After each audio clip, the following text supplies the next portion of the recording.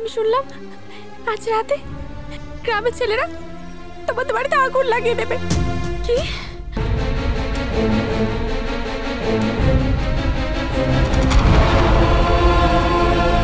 আজও আমাকে আশীর্বাদ করবেন না কেন? আমার স্মৃতি হয়েছে বলে?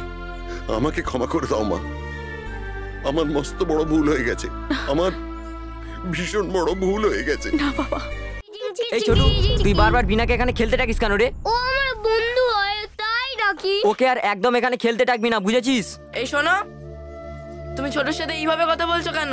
ওকে এর আগে অনেকবার বলা হয়েছে, ওর কানে কথাগুলো ঢুকছে না। আরে ওরা ছোট, আর তাছাড়া ওরা দুজন বন্ধু হয়, তাই খেলা করে। সারা গ্রাম জানে যে দেবাদির সেতি হয়েছে, তাই ওনার ঘরে ঢুকতে দেয়া নিষেধ আছে। তাছাড়া এইটুখানি বাচ্চার যদি ওই রোগ হয়ে যায় তাহলে তো ওকেও তো এক ঘরে করে দেওয়া হবে। কই, তোমাদের দেবাদির ঘরে তো আমরাও থাকি, আমাদের তো সেতি হয়নি। তোমরা এবার চুপ করো, আমি আর এখানে খেলতে আসবো না। হয়েছে এবার, ওকিল্লা ঝগড়া না করে বাড়ি চলো। চল।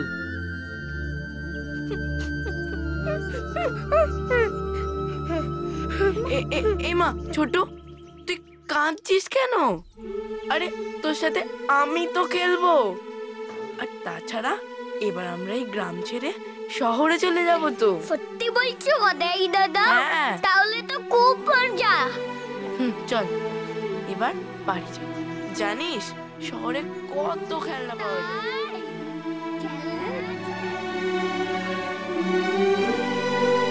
তুই কিচ্ছু ভাববি না মা, তোর যখনই কোনো অসুবিধা হবে আমার স্কুলের নাম্বারে ফোন করবি, ওদের বলা আছে আমার সব। ঠিক আছে বাবা। দাদু তুমি একদম চিন্তা করো না, আমি সোনামার সাথে সব সময় থাকবো, আর সোনামার ছোট সব খেয়াল রাখবো। সোনা ছেলে। দাদু তুমিও চলো না আমাদের সাথে। যাবো তো, আমি প্রতি মাসে একবার দুবার করে যাব। দেবাদি, ও দেবাদি। কে রে? কে? কুসুম, কি হচ্ছে? তুই তো হাঁপাচ্ছিস কেন? আমি শুনলাম আজ রাতে গ্রামের ছেলেরা তোমাদের বাড়িতে আগুন লাগিয়ে দেবে। কি? আগুন লাগিয়ে দেবে মানে? বাবা, আমি তোমাকে বললাম না বাবা, এই গ্রাম থেকে আমাদের চলে যেতে হবে। তোমরা যত তাড়াতাড়ি পারো এখান থেকে পালাও, আমি আসছি গো। সাবধানে যাবি। কি গো বাবা, কি করবো?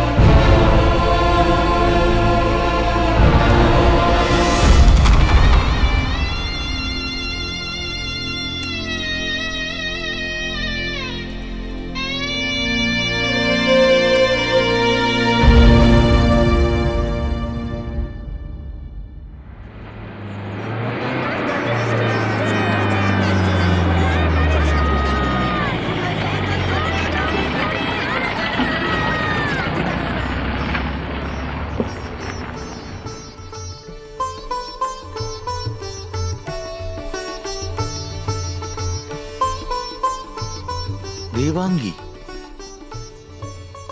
চিনতে পেরেছে তাহলে? বিয়ের দিন থেকেই তোমাকে আমার চিনতে তো আর কোনোদিন অসুবিধা হয়নি দেবাঙ্গী। থাক, তোমার ছেলে ছোট। বাবা, ওকে তো জন্ম থেকে দেখার সুযোগই পাওনি তুমি।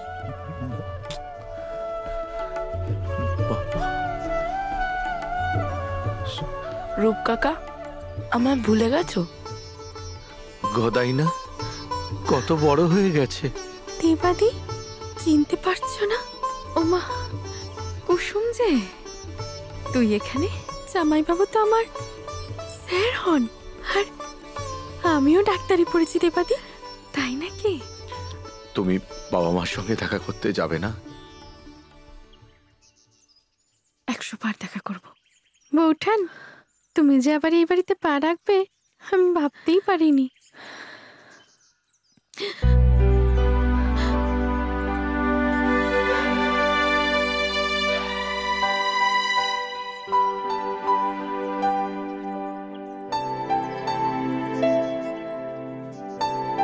বাবা, আসবো? তুমি এসো।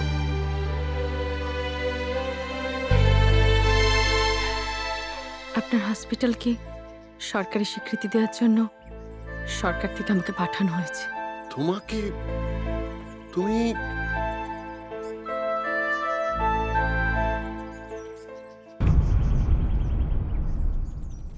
আজও আমাকে আশীর্বাদ করবেন না কেন? আমার স্মৃতি হয়েছে বলে? আমাকে ক্ষমা করে দাও মা, আমার মস্ত বড় ভুল হয়ে গেছে, আমার ভীষণ বড় ভুল হয়ে গেছে। না বাবা, আপনি আপনি এইভাবে আমাকে লজ্জিত করবেন না। ভুল তো আমার বাবার ছিল। তোমায় আশীর্বাদ করি মা, অনেক বড় হও, সম্রাটের হাত ধরে অনেক দূর এগিয়ে যাও।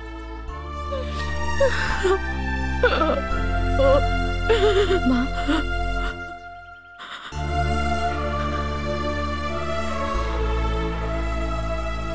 থাক।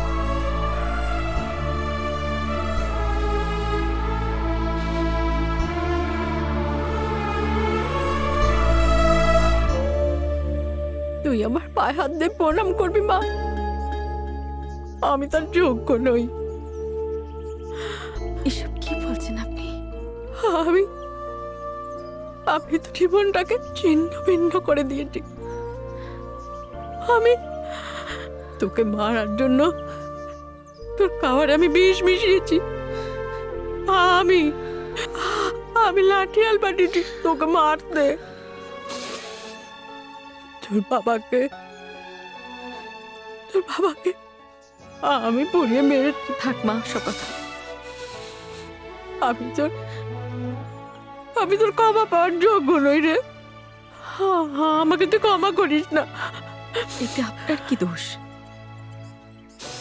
সেই কোন ছোট্ট বয়সে, হয়তো বা 14 বছর অথবা 15 বছর বয়সে একটা অজানা অচেনা মানুষের সাথে জীবনের পথ চলা শুরু করেছিলেন। আর আমাদের এই সমাজ মেয়ে বলে পড়াশোনা করতে দেয়নি। আপনি কি করে জানবেন যে এই রোগ হলে, এই রোগ ছোঁয়াচে নয়, এই রোগ হলে তাকে আরো আরো অনেক বেশি ভালোবাসতে হয়। আমরা কি অদ্ভুত মানুষ!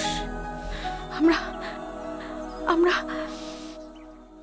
আমরা ফর্সা হওয়ার জন্য কত কি মাখি। কেউ কাঁচা হলুদ মাখছি, কেউ দুধের স্বর মাখছি, কিন্তু যখন আমাদের গা স্বয়ং ঈশ্বর যখন সাদা করে দেয়, তখন সবাই তাকে অচ্যুত করে দেয়। মা, ঠিক বলেছিস, তুই একদম ঠিক বলেছিস মা, একদম ঠিক বলেছিস। আপনি কোনো চিন্তা করবেন না, আমার আর আপনার শাশুড়ি বৌমার সম্পর্ক আজও মিষ্টি মধুরই আছে। মা, তুই পারবি মা, সবকিছু ভুলে গিয়ে আবার আমার সাথে সংসার করতে 100 বার পারবো মা, 100 বার পারবো। আমি তো সংসার করতে এসেছিলাম মা। সন্ধে হয়ে গেল, পুজোর সময় হয়ে গেছে। আবার আগের মতো তুই আর আমি দুজন মিলে একসাথে পুজো করি। চলুন মা, চলুন।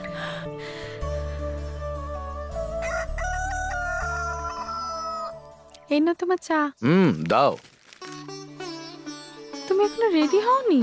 হচ্ছে, একটু বাদেই হব। হসপিটাল যেতে দেরি হয়ে যাবে তো। যাচ্ছি বাবা, যাচ্ছি। তুমি রেডি হয়েছো?